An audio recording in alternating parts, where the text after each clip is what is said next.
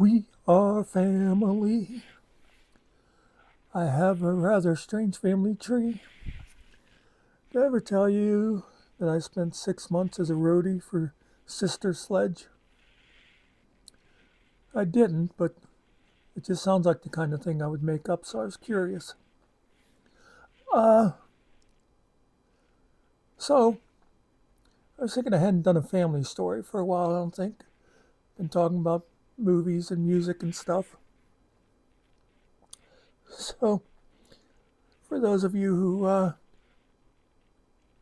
didn't have the pleasure of being there, I thought I'd tell you about my mother's 75th birthday. We decided to kind of make a big deal out of it. Not like a rich people big deal, but we put the word out and we held it up at the old homestead where my mother grew up. And there was, of course, the close family and friends and a few of her sisters showed up and some of our cousins. So it was pretty good. But I thought I'd tell you just this will give you some idea of my life, whatever, our family, our extended family. A couple of the aunts, my mother's sisters. And I was going to avoid using names and that, but what the heck. One of them, well, first of all, let me tell you, I can't remember what our main dish was. I'm sure there were casseroles and stuff. I don't know if we like made burgers or dogs or something more substantial. And but we also, it was her birthday's in August, so it's usually nice weather. And I remember I ordered a couple of dozen, I think, ears of corn from a guy that grows locally. Got get nice and fresh, and I told him I'd pick it up at his place at whatever time, 2 o'clock or something. And he said he'd have it sitting out on the porch for us. He said he'd go out and pick it not long before, because the fresher the better. So we got things going up there, and then headed up to his place to get the corn. I'm not sure. I think maybe me and Alan went up. But there went up, and there was a big bag of corn sitting by on his back porch. Took it back, and we skinned it and all that, and threw it in a pot to boil. And after it was done, we go to eat it, and it was like it was tough, and it had like no flavor to it at all. And then I don't know if we called the guy or if he came home, because he wasn't home when we went to pick it up. If he came home and saw the bag gone and realized he'd actually forgotten to pick my corn. He'd given us field corn. The stuff that you feed to the cows and stuff. But anyway, so we had like tents with tables and chairs set up under. I don't know where we got the tables and chairs, maybe from Rick's church. This was a while ago. And I remember at one point, it was like me and Rick and I think like Mary and Larry and Corrigan and maybe Barb, whoever else. We were all sitting at one table and we're singing. And Aunt Helen says to my mother, "Well, it looks like somebody's drunk." Like some people just can't conceive of someone having a good time without being drunk. And I think of all of us that were sitting there, not a one had had even a beer.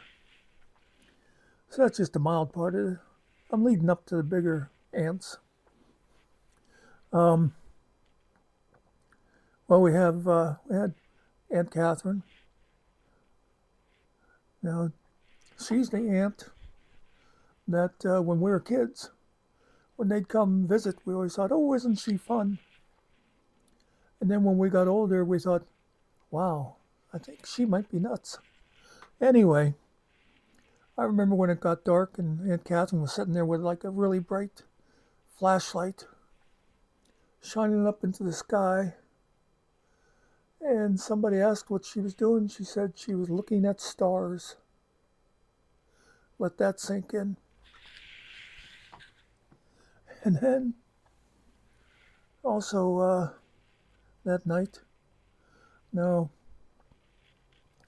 cousin Buckshot had come in. He lives out north of Pittsburgh.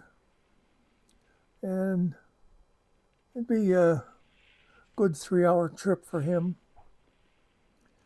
You know, which of course, I mean, that's a day trip. Most of the out of town people, they lived far away, so for them it was like an overnight trip or weekend trip or whatever.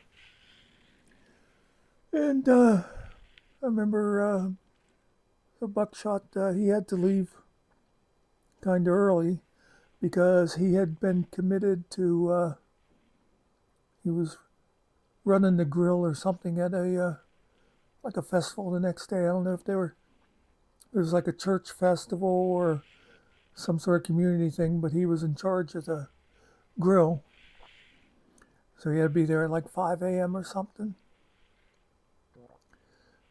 So him and Darlene left. A little while later, another of my mother's sisters, Aunt Dolores, says, "What happened to that little red car that was sitting here?" And we're like, "Well, that was Buckshot's. He went home." "Well, why did he leave? My purse was in the back seat." Now understand, Aunt Dolores had not been riding with them. It wasn't like you know we'd all gone to church or something. She said, "I'm gonna ride up. I'll ride up there with you guys." It was like she came separately, and she just like picked a random car to put her purse in.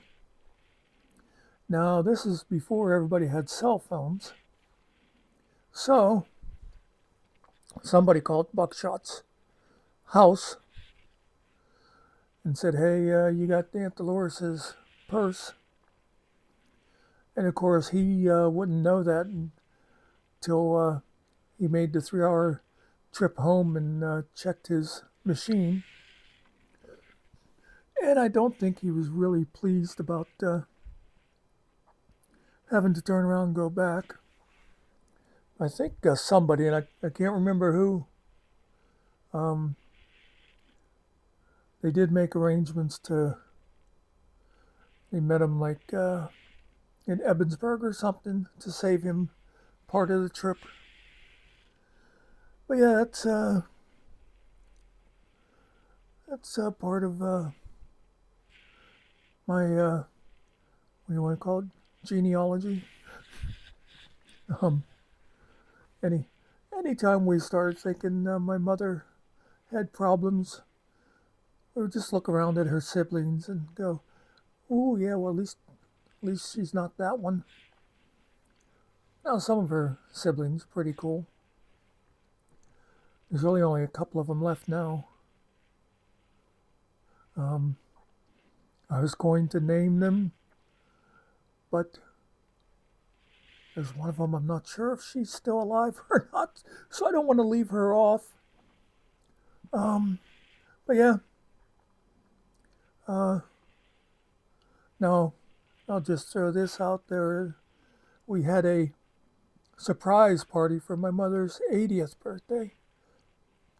We did that at the church basement, but I remember, and we had that, I think it was about 5 years later. Anyway, I remember whenever Barb was coming in with her family, and Mary Helen wisely said, "Mom, if Grammy's going to be 80, is it a good idea to have a surprise party?" Um, but our family, it's like, if you die, you die. Um, as long as everybody's having a good time. Other thing I remember about that is we always kind of thought that Mary Helen was Mom's mini me, just the way they would talk and laugh and stuff sometimes. And I remember when we were having that, and me and Barb were sitting over the one side of the room talking, and Mary Helen had gone up and she was sitting next to Grammy up at the head table. And me and Barb just sat there watching them, and it was like they didn't even realize it, but they were like mirroring each other. It's like one would reach for the salt or something, the other was doing the same thing. One would take a bite of something, and the other was right at the same time. It looked like it was, choreographed. And they'd even, somebody'd say something, and they would both laugh exactly the same way. But yeah, it was Mom's 85th. Never got to her 90th. Don't know what we would have done for that, but anyway, a little more family history for you, and hopefully any of you that might be related to me found it more interesting and or amusing than insulting. Peace out.